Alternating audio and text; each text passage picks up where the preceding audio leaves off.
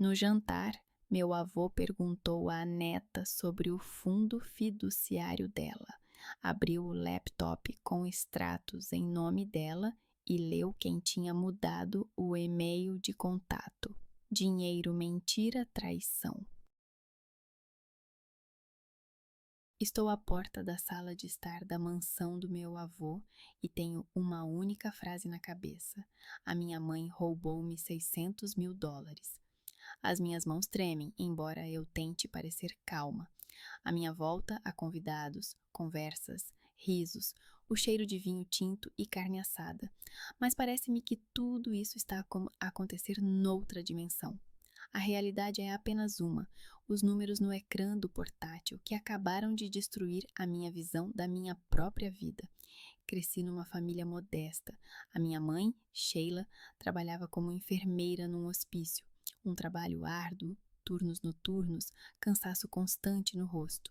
Lembro-me bem das suas mãos, sempre frias com cheiro de desinfetante, e ela raramente me abraçava, porque dizia que trazia a morte consigo do trabalho. Talvez fosse apenas uma forma de manter distância, mas eu me acostumei. Após a morte do meu pai, quando eu tinha 10 anos, a minha mãe ficou ainda mais reservada. Ela raramente falava dele em voz alta, mas reclamava frequentemente do dinheiro. Não temos nem dinheiro para comer direito, dizia ela, embora comêssemos razoavelmente bem, só que sem luxos. O avô Leon, claro, ajuda depois da morte do teu pai, mas poderia dar mais, considerando o quanto ele é rico. O avô Leon era uma figura quase mítica na minha infância. Marido da minha falecida avó, que vinha de um influente clã de agricultores, Leon dirigia uma grande empresa agrícola, sobre a qual às vezes escreviam nos jornais locais. Guardo um artigo em que ele era chamado de um dos empresários mais bem-sucedidos do estado, mas para mim ele era apenas um avô que raramente nos visitava e sempre me olhava com severidade, como se estivesse a avaliar-me. A minha mãe dizia que ele era orgulhoso e frio, que depois da morte do filho se esqueceu completamente da família. Eu acreditava nela. Por que eu deveria duvidar? Eu cresci num apartamento de 2 quartos nos arredores, onde os vizinhos brigavam constantemente e o corredor cheirava a mofo e algo azedo. A minha mãe nunca me deixava pedir nada a mais. Se eu quisesse um vestido novo ou uma ida ao museu com a turma, ela olhava para mim como se eu estivesse a pedir algo impossível. O dinheiro não cai do céu, Clara. Achas que o avô nos dá tanto para vivermos como rainhas? E eu calava-me, sentindo-me culpada por pensar em algo mais do que o necessário. Quando eu tinha 16 anos, comecei a trabalhar, primeiro distribuindo panfletos para um supermercado local, depois trabalhando como caixa em um café. A minha mãe aprovava isso, dizendo que eu finalmente entendia o valor do dinheiro. Mas uma noite, quando cheguei a casa depois do turno, encontrei-a à mesa com uma calculadora e uma pilha de contas. Ela chorava, baixinho, mas eu via os seus ombros a tremer. "Está tudo bem, mãe?" perguntei. Ela enxugou o rosto e respondeu bruscamente: "Sim, vai dormir." Eu fui, mas aquela imagem ficou gravada para sempre na minha memória. A minha mãe, que nunca demonstrava fraqueza, de repente me pareceu pequena e indefesa. Escolhi uma universidade local para não gastar com alojamento. A minha mãe insistiu que seria mais barato, e eu concordei. Ela ajudou-me a configurar todas as contas: e-mail, banco, redes sociais. "Eu entendo melhor disso do que tu", dizia ela, e eu acreditava. Por que não acreditar? Ela é minha mãe, ela quer o melhor para mim, era o que eu pensava na época. Depois de me formar, comecei a trabalhar como profissional de marketing numa pequena agência que trabalhava com marcas locais de produtos orgânicos. O salário era modesto, mas eu gostava do trabalho. Eu criava slogans, desenhava layouts, comunicava com os clientes. Finalmente me sentia independente. Alugava um quarto com uma amiga, comprava comida em promoções, às vezes permitia-me um café na minha cafetaria favorita. A vida não era luxuosa, mas era minha. A minha mãe ligava uma vez por semana. Normalmente as conversas eram curtas. Como estás? Estás a comer bem? Não gastes dinheiro em coisas desnecessárias. Eu não contava a ela sobre meus planos ou sonhos, porque sabia que ela diria algo como: seja realista. Nós nos distanciamos uma da outra, e eu achava que era assim que tinha que ser. Os filhos crescem, os pais ficam no passado.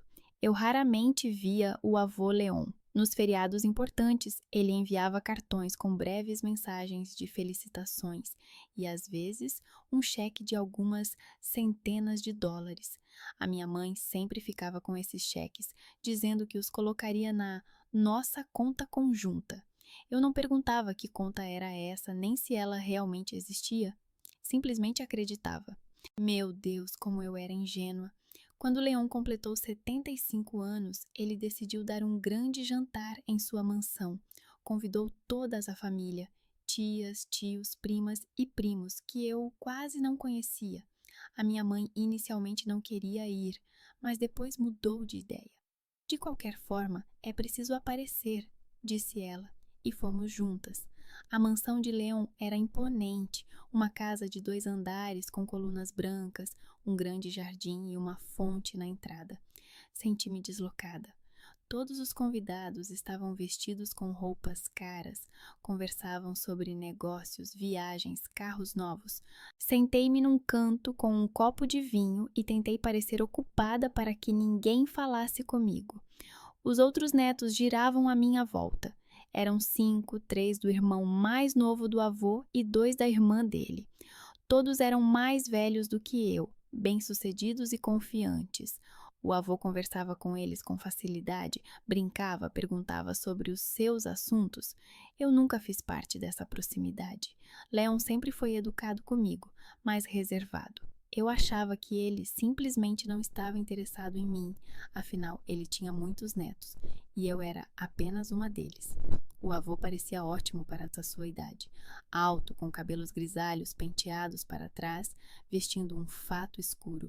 Ele se comportava com dignidade, mas sem arrogância. Quando ele falava, todos ficavam em silêncio. A sua voz era profunda e segura, como a de alguém acostumado a liderar e tomar decisões. Obrigado a todos que vieram hoje, disse ele.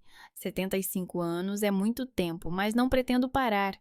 Ainda tenho assuntos a resolver. Todos riram e eu também sorri. Então ele olhou para mim e perguntou: Clara, a propósito, você recebeu as cartas sobre o seu fundo fiduciário? Eu fiquei paralisada. Todos os olhares se voltaram para mim. A minha mãe, que estava sentada ao meu lado, de repente ficou tensa. Ninguém nunca me disse que eu tinha um fundo fiduciário, respondi baixinho.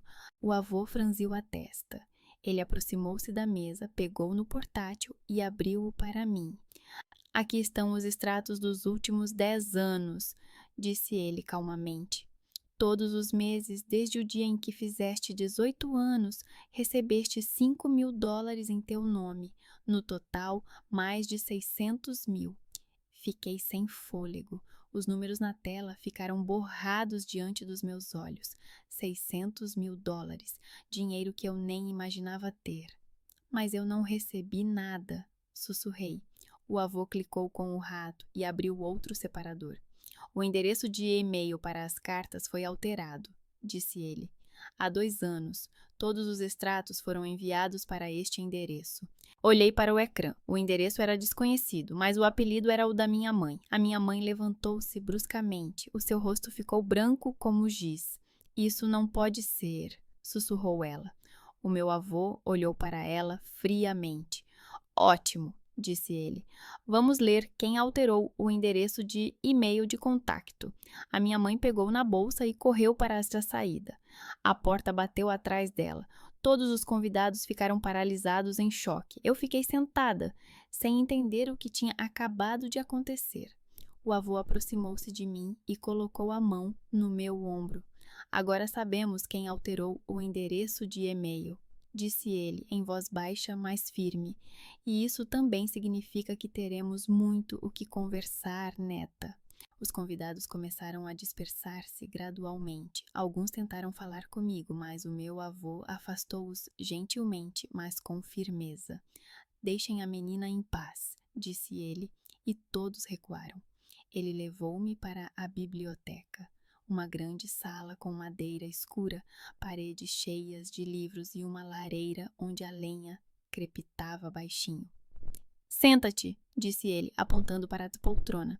Sentei-me e ele serviu-me um copo de uísque. Bebe, tu precisas. Bebi. O álcool queimou a minha garganta, mas ajudou-me a acalmar um pouco. O avô sentou-se à minha frente, cruzou os braços sobre o peito e começou a contar. A sua voz era firme, sem sombra de dúvida ou hesitação. Quando o teu pai morreu, eu sabia que tinha de cuidar de ti. A Sheila não queria ver-me. Ela culpava-me pela morte do filho, embora tivesse sido um acidente e não culpa minha. Mas eu compreendia a dor dela. Por isso não insisti em encontros. Em vez disso, criei um fundo fiduciário. O dinheiro deveria ajudar-te a obter uma educação, começar o teu próprio negócio, viver com dignidade. Ele ficou em silêncio por um momento, olhou para o fogo na lareira. Não te dei toda a atenção que poderia ter dado. Tenho outros netos, negócios, assuntos. Sempre me pareceste distante, calada, reservada. Achei que a Sheila te tinha colocado contra mim e não quis pressionar. Decidi que dinheiro era a melhor maneira de te apoiar sem interferir na tua vida. Eu mandava cartas. No início, com frequência, depois, com menos frequência. Quase não recebia respostas. Às vezes, chegava um bilhete curto. Obrigada ou tudo bem. Eu achava que você simplesmente não queria se comunicar comigo. Talvez Sheila tivesse dito algo ruim sobre mim. Ou talvez você mesma tivesse decidido que não precisava de mim. Eu não sabia. Mas o dinheiro continuava a chegar ao fundo. Eu via os extratos, via que tudo estava a funcionar. E pensava, pelo menos financeiramente, ela está segura. Ele inclinou-se para na frente. O seu olhar tornou-se severo. Mas eu estava enganado. A Sheila mentiu-te. Ela roubou-te. E fez isso durante anos. Ainda não sei para onde foi esse dinheiro, mas vou descobrir. E não vou deixar isso assim. Eu era um avô indiferente que não se interessava pela tua vida. Mas agora vou mudar isso. Netinha, acho que tu também não vais querer deixar isso assim. As suas palavras eram como golpes, mas ao mesmo tempo foram um alívio. Por que ela fez isso? Perguntei com a voz trêmula. Não sei, respondeu o avô. Talvez ela achasse que esse dinheiro era dela. Talvez estivesse ofendida comigo e decidisse que era seu direito. Ou talvez fosse apenas ganância. As pessoas fazem coisas estranhas quando se trata de dinheiro.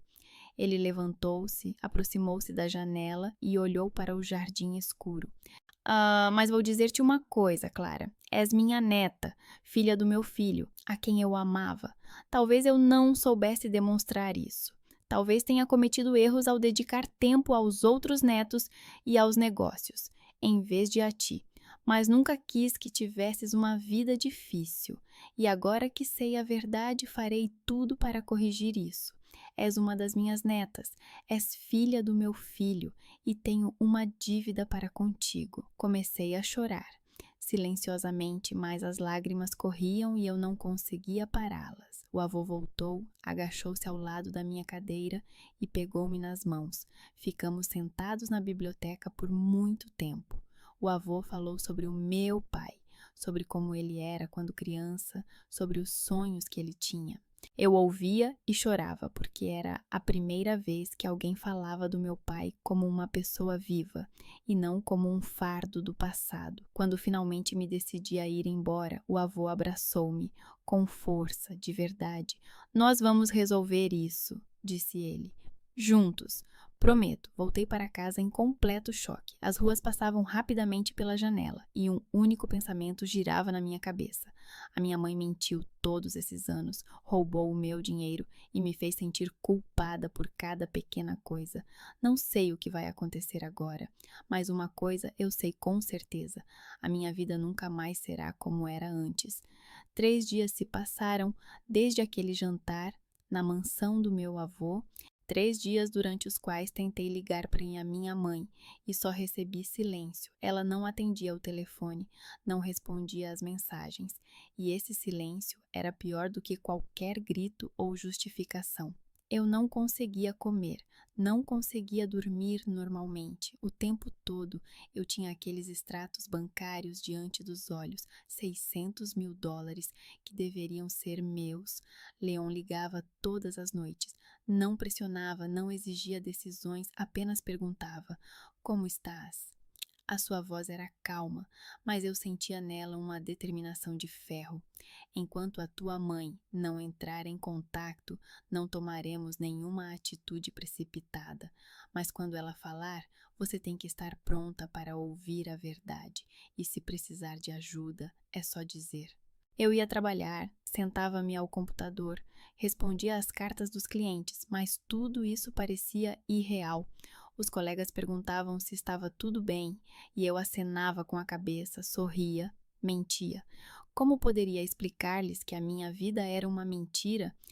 Que a mãe que me criou sozinha me roubou durante anos? Na terceira noite, quando eu já estava prestes a ir dormir, o telefone tocou.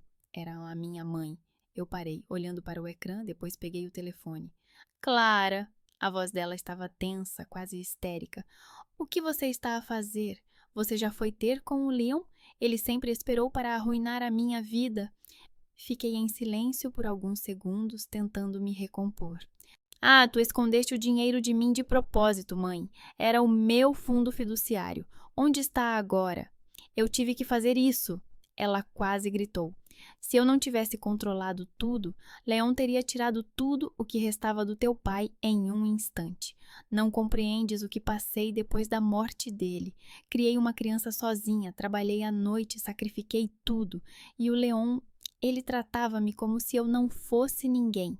Orgulhoso, frio, arrogante. Nunca me respeitou, sempre me olhou com superioridade. Eu tinha direito a esse dinheiro porque ele deveria ser usado para a nossa vida, para o teu futuro. Tu gastaste-o com a nossa vida? Não consegui conter o sarcasmo. Vivíamos no mesmo apartamento, usávamos as mesmas roupas baratas. Eu trabalhava desde os 16 anos. Para onde foi o dinheiro, mãe? Ela ficou em silêncio. Depois, mais baixinho, quase num sussurro. Gastei-o em investimentos para garantir o nosso futuro. Alguns não deram certo, mas eu tentei. Quero ver os extratos, disse com firmeza. Todos. Tenho o direito de saber. Tu não entendes nada, ela exclamou novamente. Sem esse dinheiro já estaríamos na rua há muito tempo. Ela desligou o telefone. Fiquei sentada na sala escura, tremendo de raiva e impotência. Depois escrevi para ela. Vou aí amanhã. Só quero ver os extratos. Esteja preparada. No dia seguinte, tirei o dia de folga do trabalho e fui visitar a minha mãe. O apartamento estava igual ao de sempre. Sofá velho, tapete gasto, poeira no parapeito da janela. Nenhum sinal de vida luxuosa. A minha mãe estava de pé ao lado da mesa, com o rosto cinzento e olheiras escuras. Passa, resmungou ela. Queres chá? Recusei. Quero ver os extratos bancários. Todos. Ela encolheu os ombros, foi para o quarto e voltou com um laptop velho. Ligou-o, procurou algo nos arquivos por um longo tempo, as mãos trêmulas. Aqui, veja, disse ela finalmente, mostrando o histórico de movimentação de fundos em uma das contas. Veja, aqui havia investimentos. Eu queria aumentar as nossas economias. Uma coisa não deu certo, outra. Eu fiz o que pude. Eu olhei atentamente para a tela. Os extratos estavam incompletos. Muitas transações estavam ocultas ou excluídas, mas o que eu via não batia com o que a minha mãe estava a contar. Transferência após transferência. Grandes quantias indo para uma conta que eu não conhecia. Que conta é essa? Perguntei, apontando para o ecrã. A minha mãe desviou o olhar. É um depósito. Eu separei uma parte para a velhice. Um depósito não funciona assim, disse friamente. Aqui há transferência após transferência, datas diferentes, montantes diferentes. Isto não é um depósito, é outra coisa. Para quem transferiu o dinheiro? Ela ficou em silêncio. Senti a raiva crescer dentro de mim, como se algo se partisse definitivamente. Quem é, mãe? A quem deu o dinheiro? Ela finalmente olhou para mim e havia pânico nos seus olhos. É, ele é um amigo. Ele me ajudava a investir dinheiro, entende? Eu não conseguia entender sem ajuda. Ele prometeu que tudo ficaria bem. Eu fiquei paralisada. Amigo? Que amigo? Nunca ouvi falar de nenhum amigo seu que trabalhasse com investimentos. A minha mãe começou a chorar. O nome dele é Curtis Limbach. Nós estamos juntos há 8 anos. Não podia contar-te porque sabia que não irias entender. Ele era a única pessoa que me fazia feliz depois da morte do teu pai. Ele prometeu ajudar-me a garantir o nosso futuro. Disse que compraria uma casa que poderíamos viver melhor. Eu não acreditava no que estava a ouvir. Tu deste o dinheiro a um homem que eu nem conhecia? Tu roubaste-me durante anos para lhe dar a ele? Não é roubo, ela exclamou. Eu sou tua mãe. Eu tinha o direito de dispor desse dinheiro porque ele pertencia à nossa família. O Leon nunca nos ajudou de verdade. Ele apenas se livrava de nós com essas transferências para não se sentir culpado. Ele se livrava? Eu quase gritei. Ele transferia 5.000 por mês durante 10 anos e tu levaste tudo. A minha mãe agarrou a cabeça. Eu não queria que fosse assim. Curtis prometeu que devolveria tudo o que investisse em imóveis, que haveria lucro. Mas algo deu errado. Peguei o laptop e comecei a examinar os extratos com mais detalhes. A maior parte do dinheiro dos últimos 8 anos foi gradualmente para ser a conta desse Curtis Limbach. Não eram investimentos, eram transferências diretas. Somas enormes, centenas de milhares de dólares. Onde ele está agora? Perguntei. Não sei, sussurrou a minha mãe. Ele não atende as chamadas há 2 semanas. Tenho medo que algo tenha acontecido. Levantei-me e peguei na minha bolsa. Vou falar com o avô. Ele precisa saber disso. Clara, por favor, não, implorou a minha mãe. Ah, ele vai me destruir. Ele sempre quis isso. Olhei para ela pela última vez e saí sem dizer uma palavra. Naquela mesma noite fui até Leon. Ele me encontrou na biblioteca e ouviu em silêncio enquanto eu contava tudo o que tinha descoberto. Quando terminei, ele apenas acenou com a cabeça. Então, há um homem chamado Curtis Limbach que recebeu a maior parte do dinheiro. Precisamos descobrir quem ele é e onde está agora. Como vamos fazer isso? Perguntei. Leon olhou para mim com seu olhar calmo e firme. Tenho pessoas que lidam com essas coisas. Contadores particulares que podem rastrear transações financeiras. Se esse Curtis for realmente um vigarista, nós o encontraremos. No dia seguinte, Leon apresentou-me a Margot Atwood.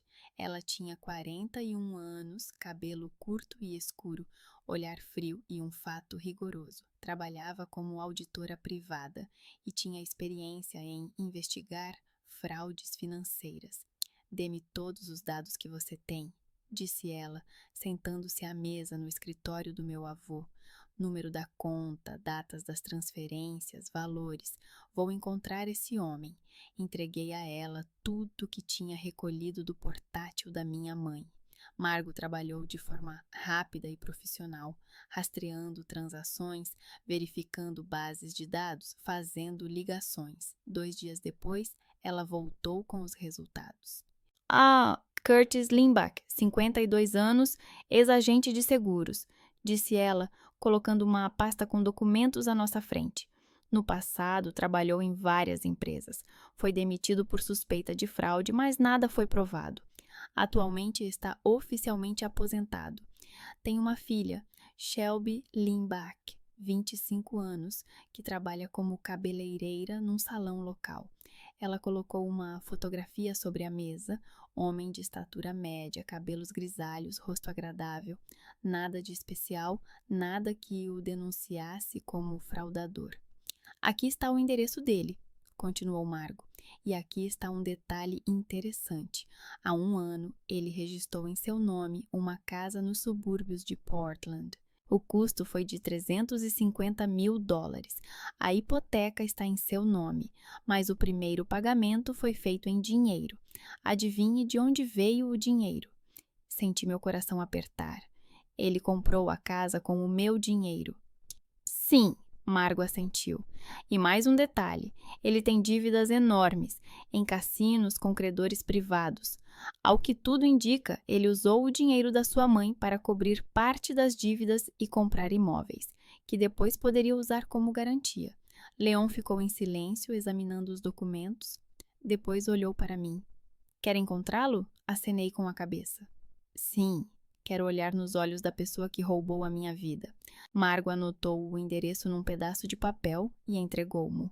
Mas tenha cuidado, se ele realmente tem dívidas no cassino, pode ser perigoso. Guardei o papel na bolsa. Não tenho medo, naquela mesma noite, quando eu já estava prestes a ir para casa. O telefone tocou. Era essa minha mãe. Eu não queria atender, mas acabei atendendo. Clara! A voz dela estava quebrada, quase inumana de tanto chorar. Ele desapareceu. Curtis desapareceu. Levou todas as minhas economias. A casa não está registrada em meu nome. Ele registrou-a em nome de uma tal Maren Jones, que eu nunca vi. Todo o dinheiro desapareceu. Fiquei sem nada. Ela chorava tanto que eu mal conseguia entender as palavras. Eu estava sentada no carro a ouvir esse desespero e não conseguia dizer uma palavra. A minha mãe criou essa catástrofe sozinha. Ela mentiu para mim durante anos, roubou-me, deu o meu dinheiro a um vigarista e agora chorava porque ele a abandonou. Desliguei o telefone sem dizer uma palavra. Fiquei sentada no escuro, olhando para as luzes da cidade e senti o medo dar lugar a uma determinação fria, quase cruel. Eu vou encontrar esse Curtis e ele vai responder por tudo. Eu não sabia se acordaria amanhã como uma pessoa ainda capaz de acreditar em alguém. Amanhã amanheceu nublada e fria.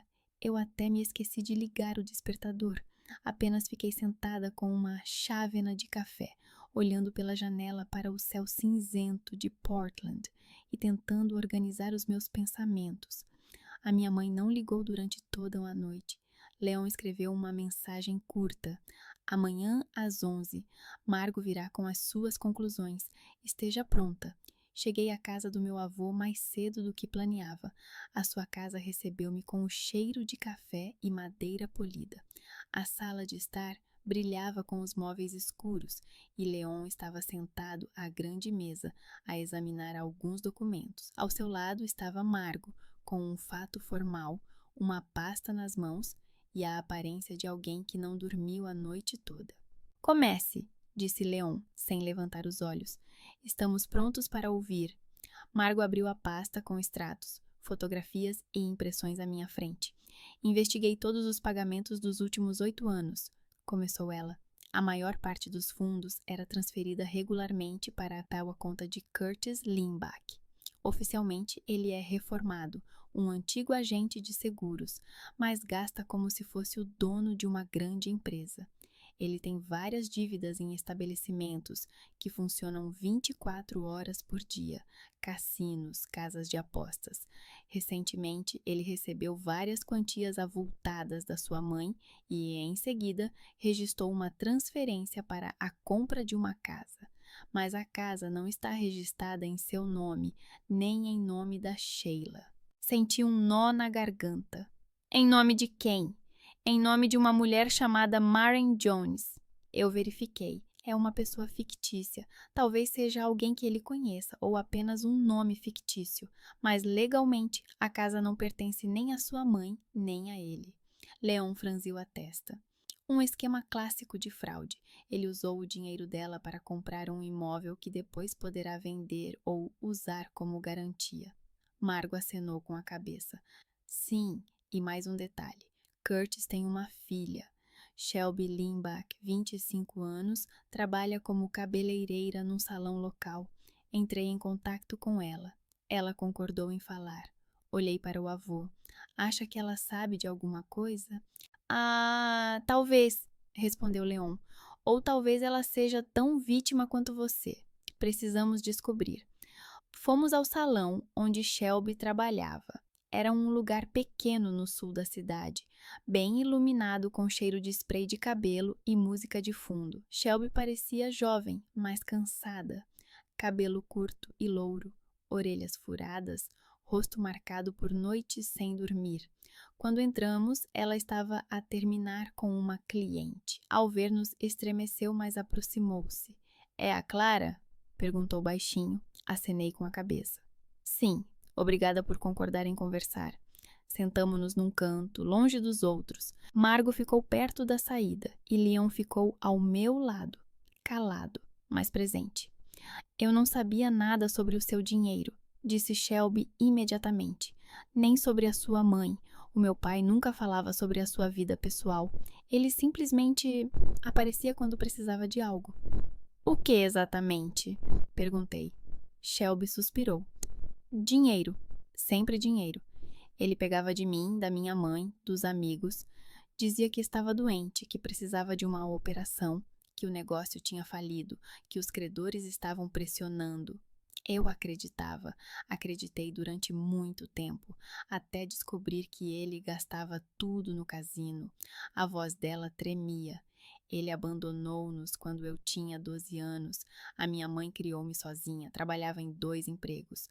E ele ligava de vez em quando, prometia voltar, trazia presentes. Eu achava que ele simplesmente não sabia ser pai. Mas quando eu fiz 18 anos, ele começou a pedir dinheiro. No início, pequenas quantias, depois cada vez mais. Eu dava, porque ele é meu pai, porque eu achava que era assim que devia ser. Eu sentia a raiva crescendo dentro de mim, não contra Shelby, mas contra Curtis, essa pessoa que usava todos ao seu redor. Ah, você sabe onde ele está agora? Perguntei. Shelby assentiu. Ele está em Las Vegas. Ele sempre vai para lá quando precisa se esconder. Ele tem conhecidos lá, corretores de apostas, donos de cassinos. Ele diz que lá é mais fácil respirar. Leon inclinou-se para a frente. Tens a morada, os contactos? Não, mas sei onde ele costuma ficar. Um hotel nos arredores, barato, mas com um cassino no átrio. Ele joga lá. Olhei para o avô. Quero ir lá, quero olhar nos olhos dele. Leon franziu a testa. Clara, isso é perigoso. Vegas não é brincadeira. Se ele realmente deve dinheiro a algumas pessoas, pode ser imprevisível. Não me importo, disse com firmeza. Não posso simplesmente ficar sentada à espera. Tenho de o ver, não por causa do dinheiro, por causa da verdade. Shelby levantou-se de repente. Eu vou com vocês, disse ela. Eu também preciso fazer isso. Caso contrário, não conseguirei recomeçar a minha vida. Leon olhou para nós duas e suspirou. Tudo bem, mas não vou deixar vocês irem sozinhas. O Joe, o meu guarda-costas, irá comigo. Ele cuidará da vossa segurança. No dia seguinte, compramos bilhetes para Las Vegas. O Joe era um homem alto, de cerca de 35 anos, com um passado militar e um olhar tranquilo. Ele quase não falava, mas eu sentia-me segura ao lado dele. O voo para Las Vegas foi curto, mas pareceu interminável. Eu olhava pela janela para as nuvens e pensava em tudo o que tinha acontecido.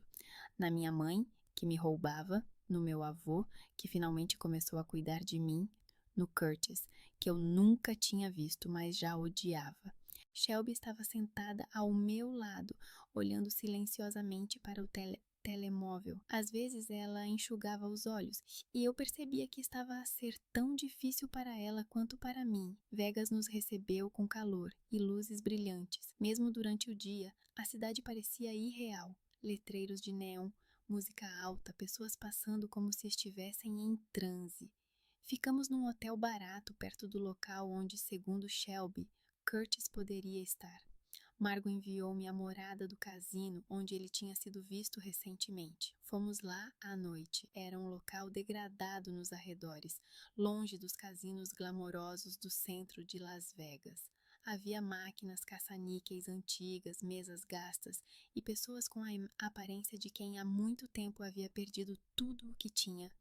Eu o vi imediatamente. Ele estava sentado à mesa de pôquer, jogando fichas, rindo com um grupo de pessoas como ele.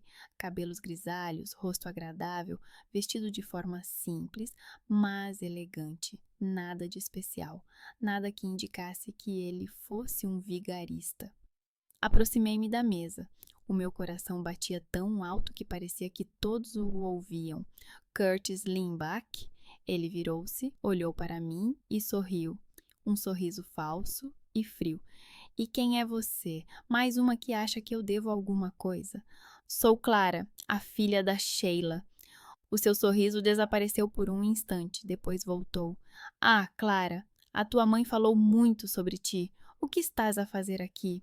Ah, vim buscar respostas. Tu tiraste 600 mil dólares da minha mãe. Era o meu dinheiro. Onde está? Ele recostou-se na cadeira e riu. O teu dinheiro? Menina, a tua mãe me deu esse dinheiro. Voluntariamente, ela queria investir, queria garantir o seu futuro. Eu apenas a ajudei. Tu compraste uma casa em nome de uma pessoa fictícia, disse eu friamente. Tu a usaste e a mim também. Ele deu de ombros. Eu não roubei nada. O teu problema é que não sabes valorizar o que tens. A tua mãe queria ser feliz. Eu prometi isso a ela e cumpri a promessa. Por algum tempo. Shelby saiu da sombra. Pai. Curtis estremeceu ao ver a filha. Ah, Shelby, o que você está fazendo aqui? Estou aqui para lhe dizer a verdade. A voz dela tremia, mas era firme. Você passou a vida toda a pedir-me dinheiro. Mentiu para a minha mãe. Mentiu para mim. Você nem se lembrou de mim quando roubou o dinheiro dos outros. Você nunca foi um pai. Curtis riu, de forma dura e cínica. Não vais provar nada. Os teus documentos são vazios. Em Vegas, tudo se compra e se vende. E se pensas que podes me quebrar, estás enganada. Coloquei sobre a mesa um papel com extratos, uma foto da minha mãe e uma breve descrição de todas as transferências. Espero que esse dinheiro valha a pena para viver com isso pelo resto da vida. Virei-me e fui embora, sem esperar por uma resposta. Shelby seguiu-me. Joe ficou por mais um minuto, olhou para Curtis com um olhar frio, depois também saiu. Passamos a noite num hotel. Era um lugar barato, com um cheiro desagradável e uma janela para o quintal, onde o lixo estava amontoado. Não conseguia dormir. Fiquei deitada, olhando para o teto, sentindo um vazio. À noite, ouvi Joe a falar ao telefone. Ele estava no corredor, mas a voz dele chegava até mim. Sim, confirmo. Ele está aqui. Podemos agir. E de manhã voltamos para Portland. Nada mudou. Vegas ficou para trás e eu sentia apenas um vazio. A minha mãe não atendia às chamadas. Leon apenas disse: Fizeste o que tinhas de fazer. Agora vou decidir o que fazer a seguir. Uma semana depois, Shelby ligou-me. A sua voz estava alegre, quase eufórica. Clara, não imagina o que aconteceu. O quê? Perguntei, sentindo o meu coração acelerar. A minha mãe processou o Curtis. Muitos anos sem pagar pensão alimentícia, fraude, roubos, tudo. O advogado diz que agora ele corre o risco de ir para a prisão. E a minha mãe e eu receberemos uma indenização, uma quantia muito boa. O advogado vai despir o meu pai até ficar em cuecas. Palavras dele. Finalmente posso respirar. Sorri, pela primeira vez em muito tempo. Isso é ótimo, Shelby. E sabe de uma coisa? O advogado disse que o seu avô ajudou a reunir todas as provas. Ele passou para a minha mãe todas as informações que a Margo reuniu. Sem ele, não teríamos conseguido provar nada. Desliguei o telefone e fiquei sentada em silêncio. O meu avô não perdoou Curtis por ter roubado de mim, e agora a justiça começou a funcionar. Eu não sabia se receberia o meu dinheiro de volta. Não sabia como o julgamento terminaria, mas sentia que a luta tinha apenas começado. A minha mãe ligou-me. Foi inesperado. Depois de tudo o que aconteceu, achei que ela se esconderia, como sempre fazia quando não conseguia se justificar. Mas a voz no fone era baixa, fraca, quase inumana de cansaço. Clara, precisamos conversar. Por favor. Fiquei em silêncio por alguns segundos, hesitante. Parte de mim queria recusar, desligar o telefone e nunca mais ouvir a voz dela. Mas outra parte, aquela que ainda se lembrava da minha mãe sentada comigo à noite quando eu estava doente, cantando canções para mim antes de dormir, não conseguia simplesmente cortar esse laço. Tudo bem, eu disse finalmente. Quando? Amanhã, onde você quiser. Combinamos de nos encontrar nos arredores da cidade, num lugar tranquilo, onde ninguém nos conhecia. Eu o escolhi propositalmente para não encontrar conhecidos, não responder perguntas, não explicar por que estava sentada com a minha mãe e ao mesmo tempo parecia querer desaparecer. No dia seguinte, cheguei ao café antes da hora marcada. Pedi um café, sentei-me à mesa perto da janela e fiquei a olhar para a rua. As pessoas passavam, pessoas normais, felizes, com os seus próprios problemas que lhes pareciam enormes. E eu estava ali sentada, à espera de encontrar a pessoa que me deu a luz e, ao mesmo tempo, destruiu a minha vida. A minha mãe chegou pontualmente, via pela janela. Ela caminhava lentamente, como se tivesse medo de se aproximar. Quando ela entrou, notei como tinha envelhecido nessas poucas semanas. O rosto cinzento, olheiras, cabelo despenteado, parecia que não dormia há dias. Clara, disse ela baixinho, aproximando-se da mesa. Eu acenei com a cabeça, mas não me levantei, não a abracei. Apenas olhei, esperando que ela falasse. A minha mãe sentou-se à minha frente e colocou as mãos sobre a mesa. Elas tremiam. Obrigada por ter vindo, começou ela. Eu não sabia se você concordaria. Eu também não sabia, respondi honestamente. Ficamos em silêncio por alguns minutos. A empregada de mesa aproximou-se e perguntou se a minha mãe queria pedir alguma coisa. Ela abanou a cabeça. A empregada de mesa foi-se embora e ficamos sozinhas novamente. Quero que saibas a verdade, disse a minha mãe finalmente, toda a verdade, sem desculpas, sem tentar transferir a culpa, apenas o que senti todos estes anos. Cruzei os braços sobre o peito à espera. A minha mãe respirou fundo e começou a falar. A sua voz era baixa, mas sincera. Pela primeira vez na vida, ouvi a minha mãe não como uma criança, mas como uma adulta que tenta compreender a dor alheia. Depois da morte do teu pai, fiquei sozinha. Eu tinha 28 anos, tu eras pequena e eu era viúva. A família dele, eles nunca me aceitaram. Leon sempre olhou para mim como se eu não fosse boa o suficiente para o seu filho. Eu era enfermeira, uma rapariga de uma família simples dos arredores, e eles eram ricos, instruídos, influentes. Nas festas deles, eu me sentia uma estranha. Eles falavam de negócios, investimentos, viagens à Europa, e eu ficava sentada em silêncio, tentando não dizer nada de errado. Ela se calou e enxugou os olhos com um guardanapo. O teu pai me amava, ele me protegia, dizia que eu não precisava provar nada para esta família dele. Mas depois da morte dele, percebi que tinha ficado sem nada. Leon começou a transferir dinheiro, mas não era por amor a ti. Ele simplesmente se sentia culpado. Culpado por não ter salvado o filho.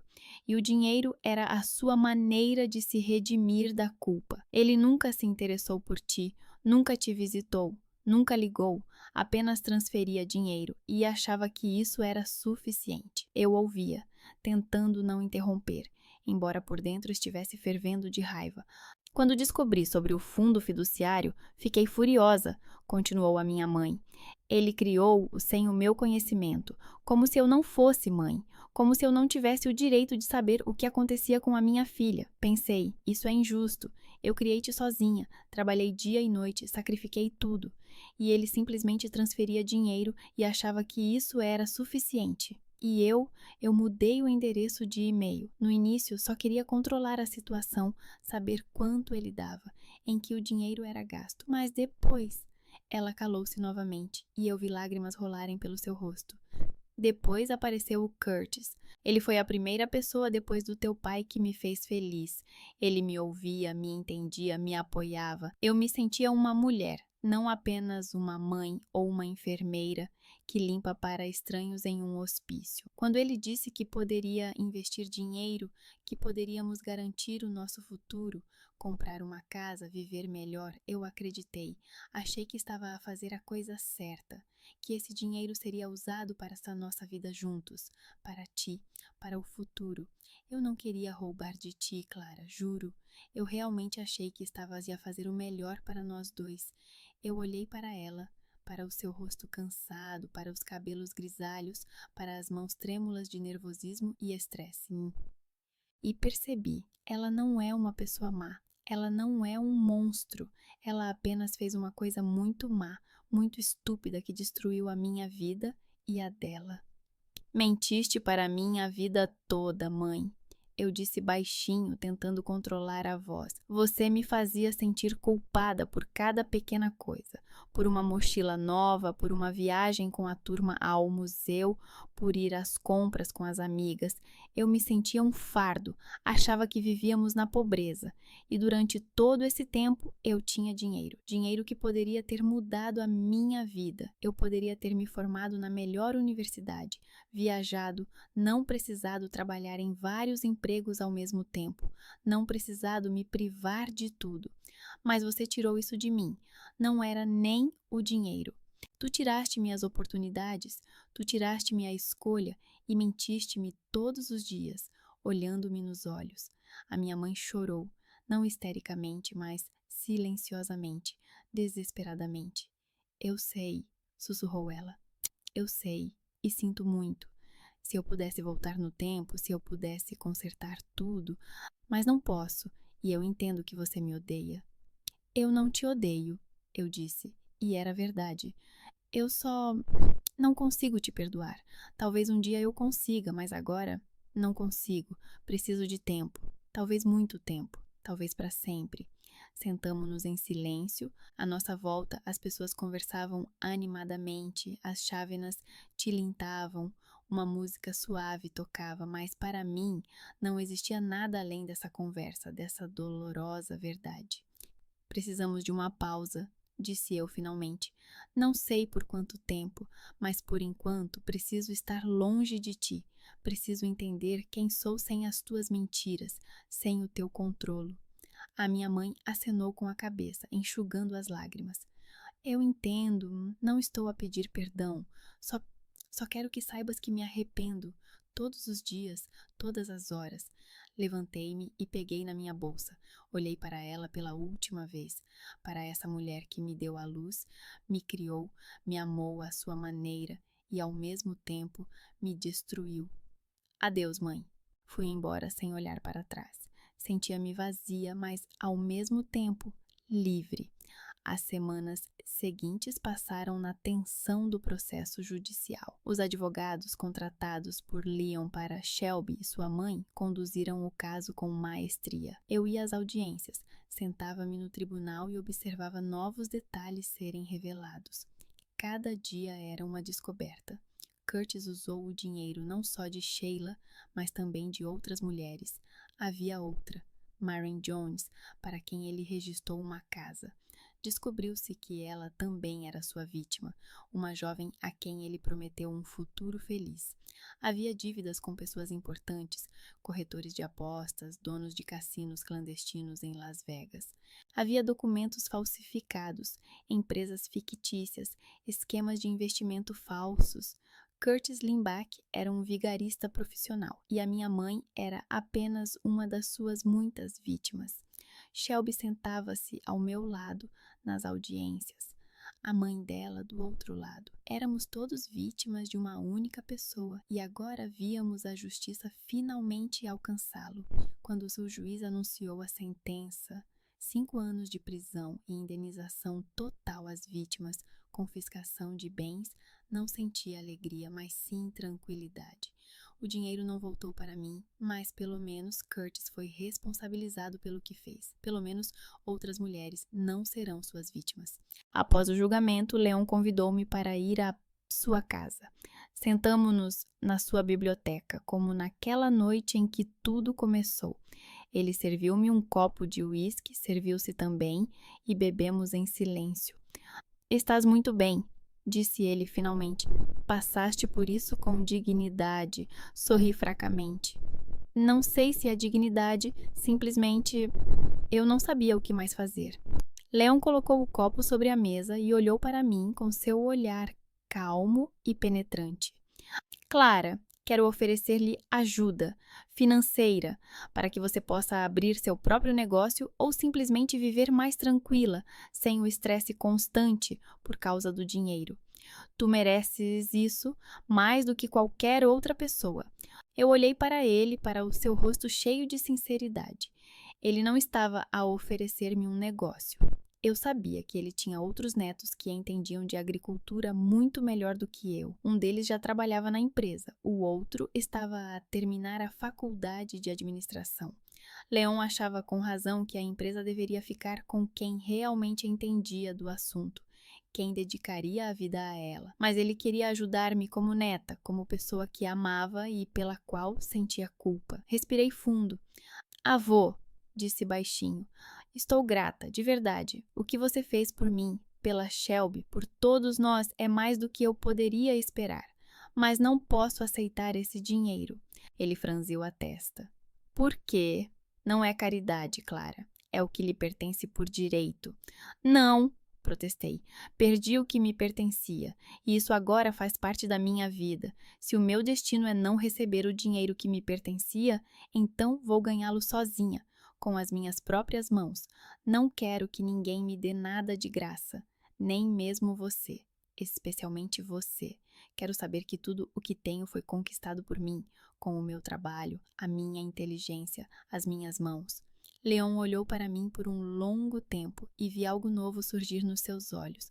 Respeito, orgulho, talvez até admiração. Oh, és mesmo a filha do meu filho, disse ele baixinho, e a sua voz soava terna. Ele também era orgulhoso, às vezes demasiado, mas isso tornava-o forte. Ele nunca pedia ajuda, mesmo quando precisava. E ao olhar para ti, vejo-o. Vejo a mesma teimosia, a mesma força. Ele levantou-se, aproximou-se da janela e olhou para essa cidade à noite, que se estendia lá embaixo. Tudo bem, disse ele. Não vou insistir, mas saiba que, se alguma vez precisar de ajuda, estou aqui. Sempre. Eu sei, respondi, e o meu coração estava cheio de gratidão. E isso significa muito para mim. Nos meses seguintes, trabalhei sem parar. Registrei uma pequena empresa de consultoria, aluguei um pequeno escritório nos arredores de Portland, comprei o laptop mais básico e comecei a procurar clientes. Foi muito mais difícil do que eu imaginava. Enviava dezenas de e-mails todos os dias, ligava para pessoas desconhecidas, oferecia os meus serviços. Muitos recusavam, de forma seca, às vezes rude. Já temos profissionais de marketing. Não trabalhamos com freelancers. O seu preço é muito alto. Mas eu não desisti. Continuei a trabalhar, a melhorar o meu portfólio, a procurar novas abordagens. Shelby foi a minha primeira cliente. Ela decidiu abrir o seu próprio salão de beleza com o dinheiro recebido após o julgamento e pediu-me para ajudá-la com o branding.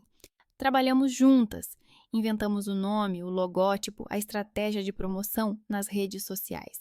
Foi emocionante e pela primeira vez em muito tempo senti que estava a fazer algo realmente importante, algo meu. És talentosa, disse-me Shelby uma noite quando estávamos sentadas no seu futuro salão, rodeadas de caixas e poeira de construção. Ah, sério, acredito que vais conseguir construir algo grande. Sorri. Espero que sim. É porque, caso contrário, terei de voltar para uma agência e voltar a escrever relatórios sobre tomates orgânicos e ovos ecológicos. Rimos, e isso foi bom. Depois de tudo o que aconteceu, o riso parecia um milagre, um presente que eu não esperava receber. Uma noite, alguns meses depois do julgamento, Leon convidou-me novamente para ir à sua casa. Cheguei e ele me recebeu na biblioteca. Ele parecia mais velho do que o normal, cansado, e senti uma certa inquietação. Está tudo bem? Perguntei. Sente-se, disse ele, e eu me sentei. Ficamos em silêncio por alguns minutos. A lenha crepitava na lareira e o crepúsculo se aproximava lá fora. Finalmente, Leon falou. Clara, quero pedir-te desculpas. Eu estremeci de surpresa. Por quê?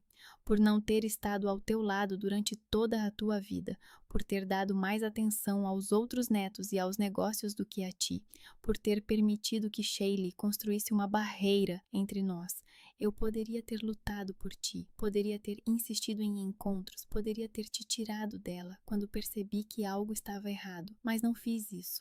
Decidi que dinheiro e distância eram a melhor solução. E agora percebo que foi o maior erro da minha vida.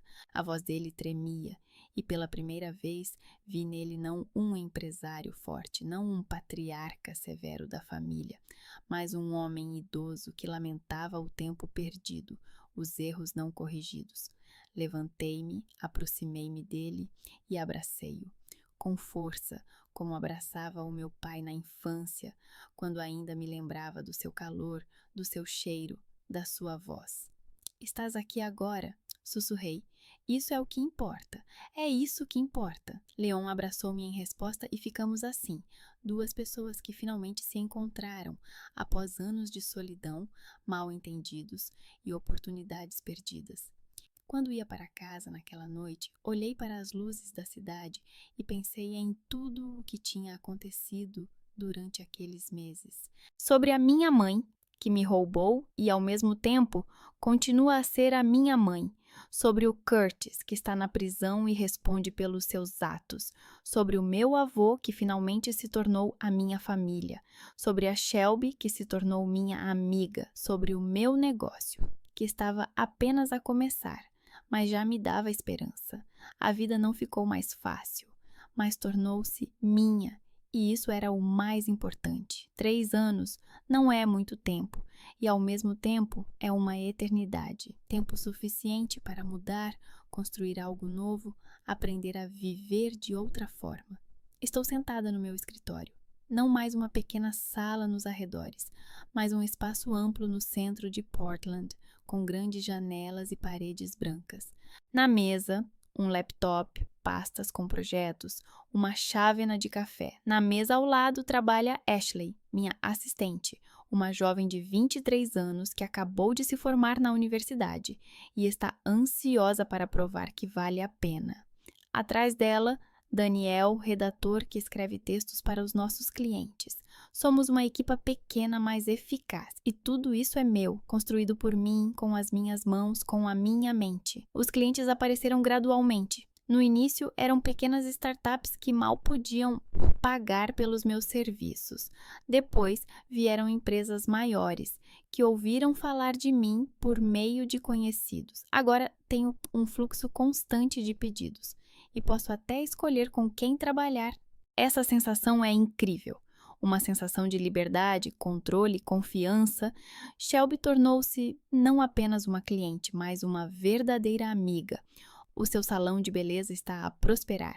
3 cadeiras, clientes regulares, boas críticas nas redes sociais. Reunimos-nos todos os sábados, bebemos vinho, conversamos sobre a vida, o trabalho, os homens, tudo no mundo. Ela é a única pessoa que sabe toda a má verdade sobre o que aconteceu há 3 anos. Ela não julga, não tem pena, apenas compreende. E isso vale muito. Naquela época, há 2 anos, conheci o Nick. Ele não era um príncipe de conto de fadas. Não era rico nem extremamente atraente. Era apenas um homem normal, engenheiro, que trabalhava numa empresa de construção, gostava de pescar e cozinhar. Nós nos conhecemos num café. Ele estava sentado na mesa ao lado, lendo um livro, e eu acidentalmente derramei café nele. Ele riu, me ajudou a limpar a mesa e começamos a conversar. Não houve faísca, não houve magia, apenas uma conversa tranquila e agradável. Começamos a namorar, lentamente, sem pressa. Ele não pressionava, não exigia, não era ciumento, apenas estava ao meu lado. Ouvia quando eu precisava falar. Ficava em silêncio, quando eu precisava ficar em silêncio. Ele não conhecia os detalhes da minha história e eu não tinha pressa em contar. Mas uma noite, quando estávamos sentados na varanda dele a olhar para o céu estrelado, contei tudo sobre a minha mãe, sobre o dinheiro, sobre Curtis, sobre o meu avô. Ele ouviu sem interromper e depois simplesmente me abraçou e disse: "És forte, estou orgulhoso de ti." 1 ano depois, casamos. Foi um casamento modesto, apenas com os amigos mais próximos. A Shelby foi minha dama de honra, a mãe do Nick fez o bolo e o pai dele fez o brinde. A minha mãe também estava lá, sentada num canto, quietinha, quase imperceptível. Não nos abraçamos, não choramos de felicidade. Apenas acenamos uma para a outra. Era tudo o que eu era capaz de fazer. 1 ano depois tivemos uma filha, chamamos-lhe Tara. Pequena, com olhos grandes, parecida com o Nick. Quando a segurei nos braços pela primeira vez, percebi que finalmente tinha encontrado o que me faltava a vida toda. Uma família baseada na honestidade e na confiança. Não era perfeita, mas era verdadeira. O leão viveu para ver a Tara. Ele já tinha quase 80 anos, movia-se mais devagar, falava mais baixo, mas os seus olhos continuavam claros. Quando levei a minha filha até ele pela primeira vez, ele pegou-a nos braços e chorou, silenciosamente, sem palavras. Depois olhou para mim e disse: "Agora posso partir em paz. Você é feliz. Isso é tudo o que eu precisava." Ele morreu 2 meses após o nascimento de Tara, de repente durante o sono, de um derrame. Não houve dor, não houve sofrimento. Ele simplesmente adormeceu e não acordou. Chorei no funeral, mas sem histeria, sem desespero. Compreendi que o avô tinha vivido uma vida longa e plena, e que nos últimos 3 anos ele se tornou um verdadeiro apoio para mim, uma verdadeira família. No testamento, ele deixou-me uma casa. Não a velha mansão onde ele morava, essa foi para outros netos que trabalhavam no seu negócio, mas uma casa separada que ele comprou especificamente para mim 1 ano antes de morrer. Pequena, aconchegante, com jardim e varanda. Para Clara e sua família, estava escrito nos documentos, e ele também deixou dinheiro, mas não para mim. Para mim, eu era minha filha. Um fundo fiduciário em nome de Tara, com instruções claras. O dinheiro deve ser usado para a sua educação, para o seu futuro, para que ela tenha o que eu não tive. Na carta anexada ao testamento, o avô escreveu: "Clara, tu sabes como é não receber dinheiro por causa da ganância da mãe. Tu sabes como é lutar por cada dólar, sentir-se culpada por cada pequena coisa. Não quero que a tua filha passe pelo mesmo. Por isso, tendo em conta as tuas escolhas passadas e o teu percurso de vida, acredito que você administrará esse dinheiro corretamente. Esse dinheiro é para Tara, para que ela tenha o que você não teve, para que ela possa escolher, sonhar, viver sem medo. Eu te amo, neta. Você me deixou orgulhoso." Leon, chorei ao ler esta carta. Chorei de gratidão, de amor, de compreensão de que ele realmente me conhecia, me entendia. A minha mãe e eu não nos comunicamos muito, mas ainda assim nos comunicamos. Ela vem uma vez a cada poucos meses, no aniversário da Tara, no Natal. Conversamos sobre assuntos neutros, sobre o tempo, sobre o trabalho dela. Ela ainda trabalha no hospício. Sobre saúde. Evitamos o passado. Não falamos sobre dinheiro, sobre Curtis, sobre aqueles anos de mentiras. Ela não é uma pessoa má. Com o tempo percebi isso, mas ela roubou-me, destruiu a minha infância, fez-me sentir um fardo, e não consigo esquecer isso. Não consigo perdoar. Talvez por enquanto, talvez nunca. Mas ela ainda é minha mãe. E quando olho para a Tara, quando a seguro nos braços, penso: eu faria algo assim? Eu poderia roubá-la, tirar-lhe as oportunidades?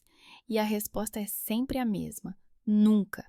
Mas também entendo que as pessoas fazem coisas estranhas quando se sentem sozinhas, abandonadas, não amadas.